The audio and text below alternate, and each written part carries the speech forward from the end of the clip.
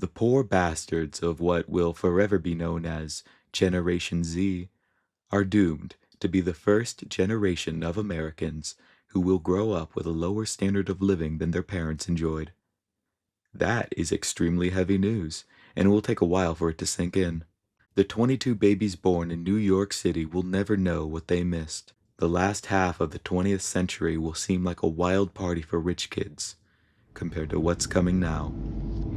The party's over, folks. It's 2001, and you were just born. Congratulations. You begin life in a country known as the United States of America, which many are calling the world's sole superpower, the world police, here to bring goodwill and freedom to all. That has to be a good start, in spite of recent events. In many ways, you're lucky to be born here at this time. You were born to middle-class parents, live in a nice home. Both parents work, but they make enough to have time to spend with you. And there's a general feeling in the air that you can grow up and become whatever you want to be. By the age of 5, you've begun walking, talking, and you're about to begin kindergarten. By now, you've already enrolled in some kind of Little League sport. You have your favorite PBS show, and, best of all, you have no idea what the internet is. By the time you completed kindergarten, it's 2007. It was definitely difficult adjusting to the school setting, and the teacher might have hit you a couple times for speaking another language besides English, but it was wonderful overall, and you feel like you have friends forever now. When your mom picks you up, you're told it's time to pack your bags when you get home, and that it's time to move. You don't know why yet, but the housing bubble has burst. Many world events will impact your society, but not many things will affect you as personally as this does. This Great Recession, as it comes to be called, both leads to your parents' financial woes and almost perpetual arguments, but due to the cost of separation, they stay together and begin to offload their anger onto you. But that only matters when you're at home, because from now on, you'll spend most of your time awake at school. A new school, which the TV show that's raising you tells you means endless opportunities for new friends. Unfortunately, because you're moving into the school, it seems everyone has already found their friends, which leaves you a little lonely. But eventually, Christmas rolls around, and the Nintendo DS has come out.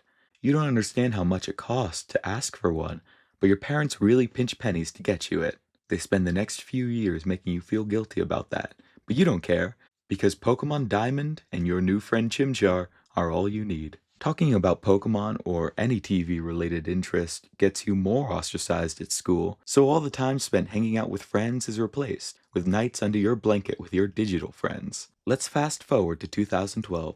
You're in middle school, and phones are now a thing most people have. And with internet interests becoming a little bit more mainstream, you've made some friends.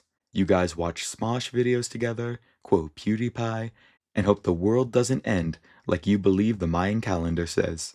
The education system didn't really teach you anything about the world you live in, so it's YouTube that you first hear about a lot of things. Joey Graceffa teaches you what gay people are. Maybe you even start to feel similarly. Your friends all share videos to watch in a Skype group chat. Some send Let's Play videos, some send videos about drama and that different creators are abusers, and one of your friends starts sending videos from a guy named. As the years go on, this friend sends less and less funny videos, and instead more angry videos about video game feminists.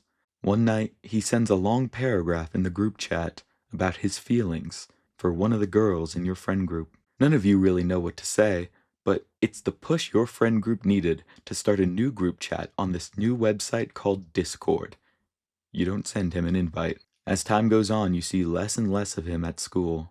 It's 2015, your first year of high school, and the first time you really start to hear about a presidential election.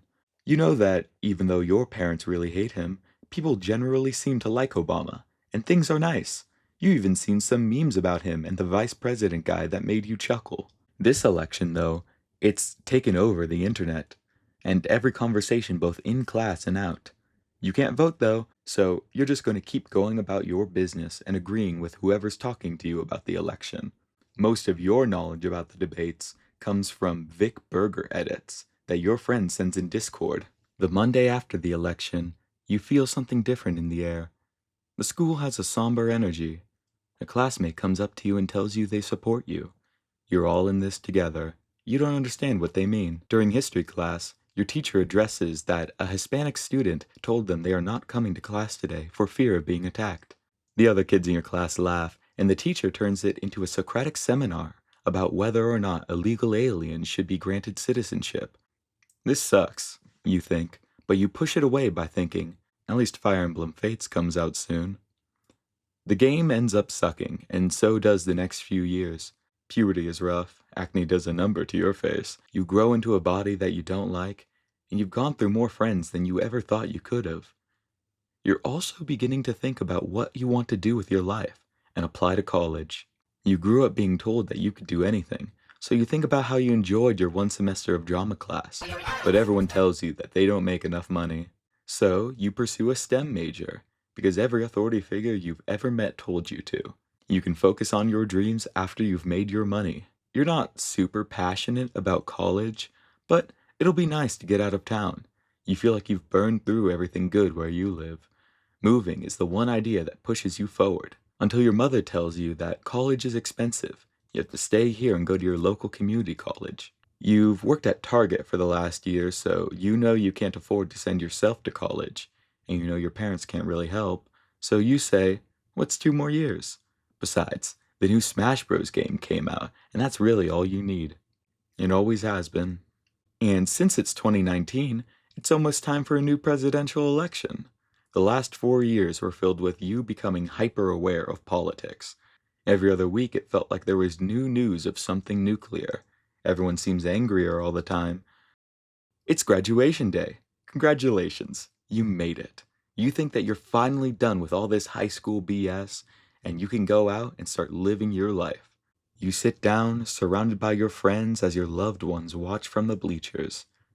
Everything is wonderful, until you hear sirens in the distance. You see dozens and dozens of police vans. Then you hear something louder than you've ever heard before. While your principal shouts everyone to stay in place, you join the crowd running to their families. The next day, your friend texts you about what happened. It was your old friend from middle school. The police say he had a firearm. The news debates whether what happened should be allowed to happen again. You know nothing will change, only slowly get worse. Your diploma gets lost in the mail. You start community college in 2 months. It's filled with most of the same people from high school, so you don't do a lot of talking. Your classes are fine enough, but you're really starting to hate CS. And in November, you start to see weird articles about this new disease. It's 2020, and you find out what that disease was when you catch COVID. And in the days that you're going in and out of sleep while recovering, the world shuts down. This actually starts to give you hope, though. You were low-key failing your classes, but as long as you don't make it too obvious, Zoom classes are really easy to cheat in. Animal Crossing just came out, and since it's lockdown, if anything, it's good to stay inside all day, every day, in your pajamas, never changing. Some of your old friends even start texting you about how much you meant to them, like it's the end of the world. You talk through a lot of the issues you had, and you even see Twitter posts about how nature is healing. Maybe for once, things are going to get better. A few months later, you reflect on how silly you were for thinking that. You're in favor of the Black Lives Matter movement, but you can't get yourself to go to a rally. So you've been staying inside, watching your friends call each other out on their Instagram stories. And honestly, you think that the last time you went out was to get your COVID vaccine. Your dad loves going out, though. He never got the vaccine himself, it's just a cold anyway. One day he comes back sick. You yell at him because he could possibly get you sick. You isolate from him until a week later when your mom wakes you up and says that you need to drive your dad to the hospital because he hasn't been able to breathe. He passes away in that hospital. Your last words were an argument. Even though you have good insurance, the cost will keep your family in medical debt for years to come. Your mom falls deep into COVID conspiracies. By 2022, you finish community college completely online. Congratulations! You now have an AA degree. You really want to get away from your mom, so you go to a college as far away as you can imagine. It's not like school matters. All you'll need is your CS degree to make money. Going to university the first year that schools are opening back up Feels almost like going to your first day of school again. Except now, it's hard to really talk to anyone. In class, everyone speaks in the same internet references you know, which is very new. Unfortunately, despite now everyone liking the things you like, you've never felt more isolated. There's been a new president for the last few years. You don't see a lot of him, which has resulted in less news about political stuff. But it doesn't seem like anything's getting better, only getting worse. At least slower. You graduate college in 2024. Congratulations! You now have a BA degree. Let's fast forward a year. It's 2025, and until Trump was elected president again, it felt like time was moving faster than ever. It almost feels wrong to tell people that you're 24. You still feel the same as when you were 19 and the pandemic started. The last couple years of adulthood haven't been kind to you. You tried to make it on your own, but no job would hire you because you lacked experience. You moved back in with your mother. You fight with her often. No fight helps, only makes you feel more like a burden. You don't talk to anyone in your hometown, so it's really just you and your glowing screen once again, searching for endless distraction. AI really is the bee's knees this year.